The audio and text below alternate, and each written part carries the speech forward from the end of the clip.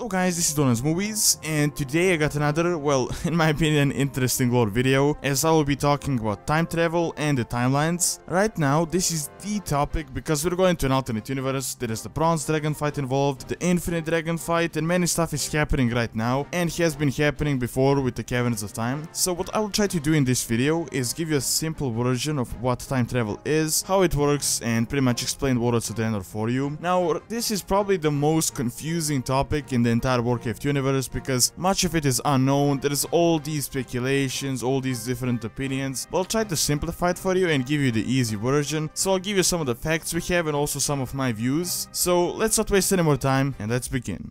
So right off the bat, there is a few terms you really need to understand. That is timeline, Bronze Dragon fight, and the Infinite Dragon fight. So I'll try to explain it as much as I can for you. Now the timeline is a vast term and there are unknown amounts of different timelines, but currently we have our own timeline that we're living in right now. The most recent part of it, you have the Horde invading, the new Horde in the Alliance were formed, and all the stuff that happened in between, you know, Wrath of the Lich King, Burning Crusade, Cataclysm, Myths of Pandaria. However, it is actually possible to travel to different parts of the actual timeline and even change stuff in the past, which is a really confusing thing. Now, a good example of this is the War of the Ancients. Now, in our timeline, it happened 10,000 years ago, and mainly the Night Elves managed to help and defend the world from the Burning Legion, while in an alternate universe you had Ronin, Broxigar, and Crassus, who got there through an anomaly in time, and they helped, and they also allied with the Tauren and the Prologues, and some of the events were different from the actual version that happened. Still, at this point, it is not really certain whether it actually works that way, or if Blizzard just screwed up with the book and just made a bunch of plot holes. Like, for example, you have Tyrande not recognizing the orcs in Warcraft 3, saying they're just these weird greenskins, even though 10,000 years ago, she actually spoke to an orc called Broxigar. So, there's a lot of stuff on Blizzard's end there, and a lot of stuff is really confusing.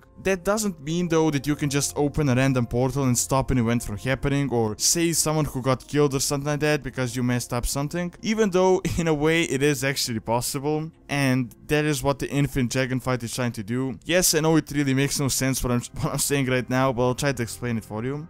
So, you have the Bronze Dragon fight, who are there to guard the time and make sure no interference happens, meaning that the things will happen like they're supposed to. Then you have their leader Nozdormu, who got that power from Amantul, which is one of the titans, and he showed him his death and how it will happen. Now, you have the alternate future Nozdormu called Murazond, who is checked by the old gods, and he's trying to change the timeline in order for himself to survive, thus bringing the Hour of Twilight. And if you don't know what the Hour of Twilight is, it's pretty much when all of the old gods get free and they destroy the entire world of Azeroth and they end all life on Azeroth. Now, his followers are the Infinite Dragon fight, and from the Caverns of Time you can see what they're trying to do through all these different dungeons. For example, they tried to stop Arthas before he became the Lich King, and just that event, even though it might seem kinda simple, it could have been a huge time changer. For example, if Arthas never became the Lich King and he never did what he did in the actual timeline on Northrend, we never would have made this huge expedition there, and we never would have noticed that Yogg-Saron is trying to escape from his prison. So if we never checked on Northrend in like 100 years or something like that, he would already be out and he would probably form an army that you could never defeat, so the Hour of Twilight would happen. Now, another example is the Durnhold Keep. If the Infinite Dragon fight killed Troll, he would have never formed the Horde, never sailed to Kalimdor, and never helped against the fight for the Burning Legion. Also, he would have never aided the dragons in the fight with Deathwing. Also, another thing is, I guess Grommash would still be hiding and he would have never killed Manoroth, and in that scenario, it would be quite likely that the Burning Legion would have taken over the world. Now, another good example from the Caverns of Time is the Infinite Dragon fight trying to stop Medivh from bringing in the Horde to Azeroth. Now, if Medivh never brought the Horde, we would never have the today's Alliance in the Horde, and maybe a new threat or even the Burning Legion in the future would have destroyed the world in that scenario, so we wouldn't have the today's forces. So pretty much in conclusion, to not really complicate it, things need to happen as they do, and just one death of an important character like Arthas would be fatal for the entire world, which is exactly why the timelines need to be kept in order and things just have to go their own way.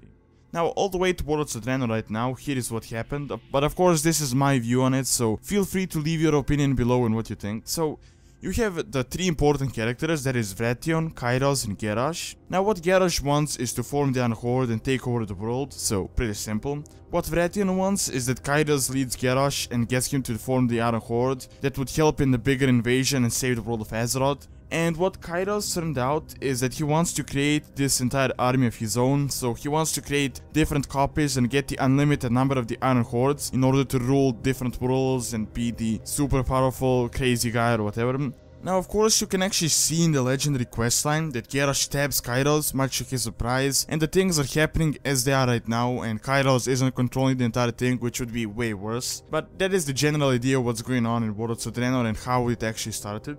Now, in order for you to get this, you really need to understand what is the Draenor we are on right now. And it is quite a bit of a confusing thing, but it actually can be made quite simple, and most of the people that are playing the expansion or have some knowledge in the lore already know what's going on, but I'll try to explain it for you. So, we aren't really going back in time, we're going to an alternate Draenor, which is Draenor in our timeline about 30 years back. But the things aren't actually the same, it's not the same as the Draenor 30 years back, like the things are kinda different. And it's a completely different world. For example, Rulkan, which is Ner'zhul's wife, she was dead during the forming of the Horde, as you can see in Rise of the Horde. And Kil'jaeden actually used her in order to get to him so he can try to form the Horde. But she is completely like alive and well in Warlords of Draenor.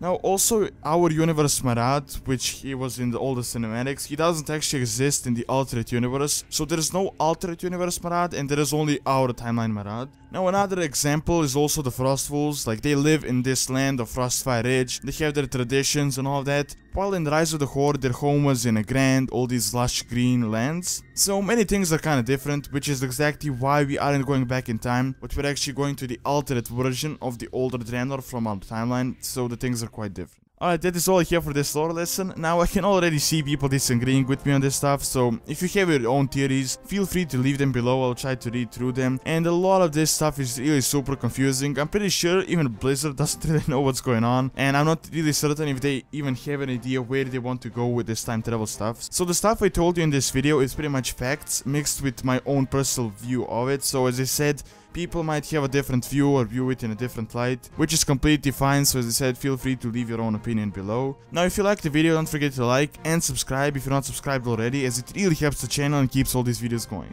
Thanks a lot for taking the time out of the day to watch this video, and see you next time.